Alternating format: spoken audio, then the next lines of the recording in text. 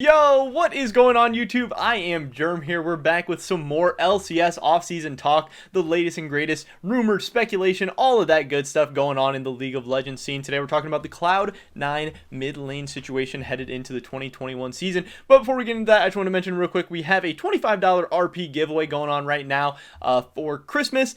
Just kind of my way of giving back to you guys because the channel's been doing awesome lately. A ton of new viewers, interaction, subscribers, positivity, all that good stuff, a ton of support. So I want to help give back to one of you lucky guys and hopefully make your Christmas day extra special as a little thank you for everything we've had going on. With that being said, here we go, getting right into this one, being the Cloud9 mid lane situation. There's been a ton of rumors and speculation. Obviously, Nisqy has been brought up in the rumors and speculation. We've heard that Cloud9 maybe not bringing Nisqy back, maybe having him compete for the spot, or maybe going with a 6-man roster, having a mid lane swap in and out depending on what they decide.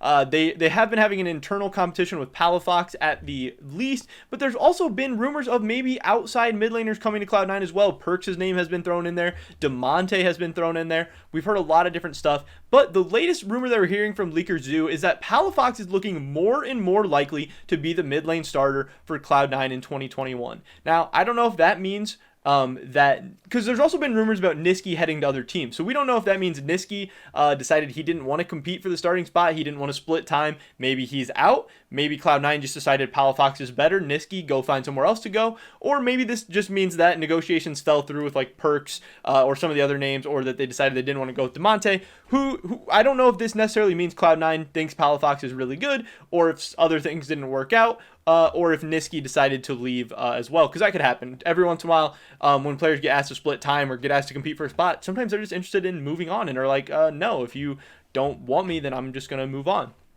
So I do think that's really interesting. Another big thing here is that, as Leaker Zoo says, Blabber and Palafox have been duoing in Korean solo queue.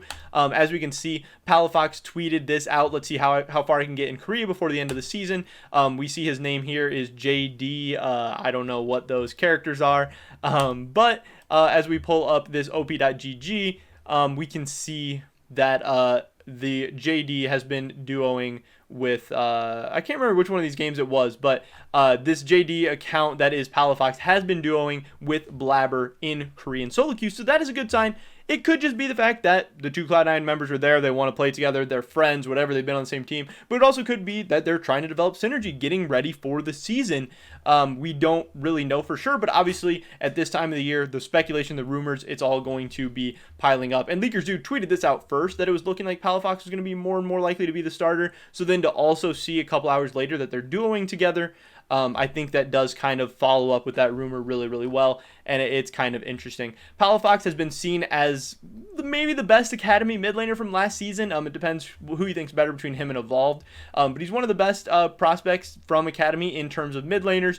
If you were going to go with an academy type player, Palafox would probably be your guy, especially for Cloud9. Already having him on Cloud9 Academy, they're familiar with him. They know him. They've kind of raised him up on their own. But obviously with Reignover coming in as a new coach, it's going to be interesting to see how that works out. C9 does have the history of buying low on players, developing them, and then working them up to be some of the best talent in the entire league, and then selling them off for more money. We saw them do that with Licorice this year. But it appears like they're going to be going really young in the solo lanes. If they decide to go with Palafox, they also have Fudge as their starting top laner. That's going to be really, really crazy.